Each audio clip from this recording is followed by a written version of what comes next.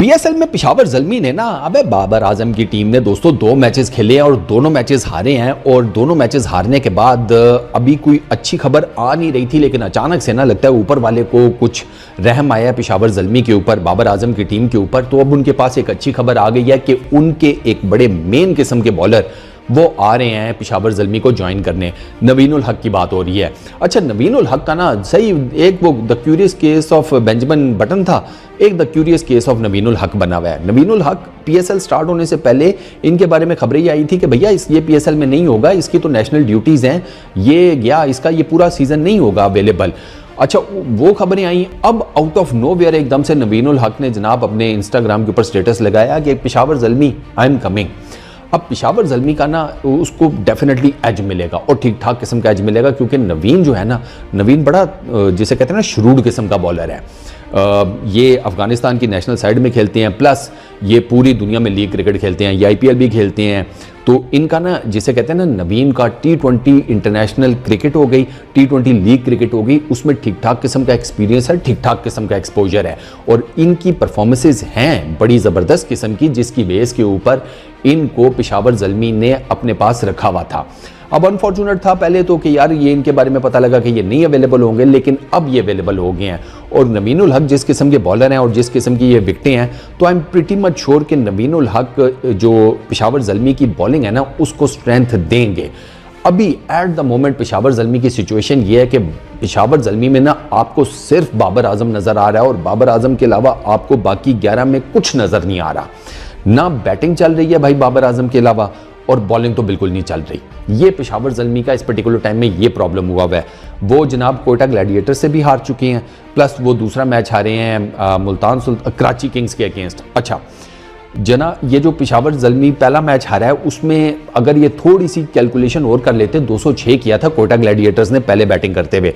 अच्छा 190 ये भी कर गए थे, 190 पेशावर ज़ल्मी कर गया था। वही मैं आपको बता रहा हूँ ना कि जो बाबर के अलावा कुछ 1-2 प्लेयर्स इनके और चल जाए ना, तो इनकी बैटिंग को तो एटलीस्ट कुछ स्ट्रेंथ मिले। उस मैच में भी अब ये जो 12-14 रन 16 रन से ये हारे हैं मैच, उसमें अगर ये नीचे आकर कोई 1-2 पक्के शॉट मार जाता तो इनके लिए काफ़ी आसानी हो जाती, लेकिन वो अनफॉर्चुनेटली नहीं हो सका। बाबर आजम आउट हुआ जैसे ही कोयटा ग्लैडिएटर्स के अगेंस्ट मैच इनके हाथ से निकल गया। अच्छा, कराची किंग्स में ना इसके रिवर्सल हुआ है। कराची किंग्स में ये था कि कराची किंग्स में एक टाइम आया कि जब ये अपना ठीक बॉलिंग कर रहे थे पेशावर ज़ल्मी, ये कुछ 150 ऑड का कोई टारगेट था, ये उसको डिफेंड कर रहे थे, 154 शायद if I am not wrong. अच्छा, ये उस एक पर्टिकुलर टाइम में ये बैलेंस्ड हो गया था मामला, हालांकि ज़्यादा इन्होंने टोटल किया नहीं था, लेकिन मामला बैलेंस्ड हो गया था। उस पर्टिकुलर टाइम में लग रहा था कि शायद पेशावर ज़ल्मी यहाँ पर एज ले जाए। वहाँ पर इनसे जो गड़बड़ हुई वो ये थी कि पोलार्ड आया और पोलार्ड ने आते साथ ही पेशावर ज़ल्मी को अटैक करना शुरू कर दिया। अब जब पोलार्ड ने मारना शुरू किया ना, तो पेशावर ज़ल्मी के जो यंग बॉलिंग साइड है उसके पास उसका कोई तोड़ नहीं था, कोई एंटीडोट नहीं था। उनको समझ ही नहीं आ रही थी कि कैसे बॉल करना है, क्या करना है। वो मेरा ख्याल है if I am not wrong तो पोलार्ड इनको 4 छक्के 4 चौके मार गया। 49 उसने टोटल किया था, 40 रन तो वो यहीं पर पेल गया इनको। तो जब आपको इस तरह 8 बाउंड्रीज लग जाएं तो फिर आपके पीछे बचता क्या है? ऊपर से आपको जो प्रेशर है वो अलग, क्योंकि पोलार्ड आपको पेल रहा है ना, तो उसका तो प्रेशर भी अलग होता है। वो छक्का, एक छक्का वो मारेगा, वो लगेगा बोर्ड के ऊपर तो 6 रन ही लगेंगे। हाँ, बॉलर को ना वो 12 रन का लगेगा, कि उसको झटका 12 रन का लगेगा या 18 रन का। तो एक इनका ये प्रॉब्लम है। तो इस पर्टिकुलर टाइम में पेशावर ज़ल्मी का इशू ये चल रहा है कि वहाँ पर आपको सिर्फ बाबर आजम नज़र आते हैं। अच्छा, बाबर आजम की कप्तानी भी मुझे कुछ 1-2 डिसीजन उनके नहीं समझ आए। मिसाल के तौर के ऊपर फर्स्ट एंड चेंज में साइम अयूब से कौन बॉलिंग कराता है सर? मतलब साइम अयूब तो बॉलर ही नहीं है भाई, आपके पास जो बाकी बॉलर्स हैं आप उनसे करवाएं। और साइम अयूब कोई चलो पार्ट टाइम स्पिनर बॉलिंग करता हुआ तब समझ में आता है कि जब उसका ठीक ठाक एक्सपीरियंस हो, उसने 200-300 मैचेस खेले हुए होंगे या something like that. Saim Ayub का तो इस लेवल का एक्सपीरियंस भी नहीं है।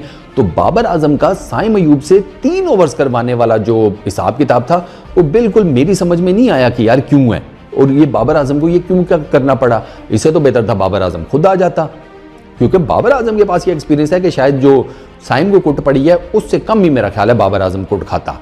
तो बाबर आजम की थोड़ा सा ना कप्तानी के डिसीजंस भी हैं, प्लस मैंने आपको बताया उनकी बैटिंग में उस तरह नहीं चल रहा, डेप्थ नहीं नज़र आती आपको, ना कॉडमोर चल रहा है, ना आसिफ अली, मेरा ख्याल है कि आमिर जमाल को ऊपर खिला के चेक कर लो, जिस तरह का वो बैट्समैन है, यू नेवर नो, टुल्ले शुल्ले लगा जाए किसी मैच में, तो आप आमिर जमाल को ऊपर खिलाने का अगर रिस्क ही लेना है या कोई एक्सपेरिमेंटेशन ही करनी है, साइम अयूब की बॉलिंग वाली भी तो की है, तो आमिर जमाल को ऊपर खिला के चेक कर लो, या आसिफ अली को रहने दो, आसिफ अली ऊपर मुश्किल चले, आसिफ अली वो जिस लोअर मिडल ऑर्डर में है ना, वो उसको वही जगह सूट करती है। तो मेरे हिसाब में अगर आपने साइम अयूब की बॉलिंग से एक्सपेरिमेंट किया तो आमिर जमाल को ऊपर खिला के चेक कर लो, क्या पता चल जाए आपके लिए, जिसे कहते हैं जीत के जो मामलात हैं वो खुल जाएँ।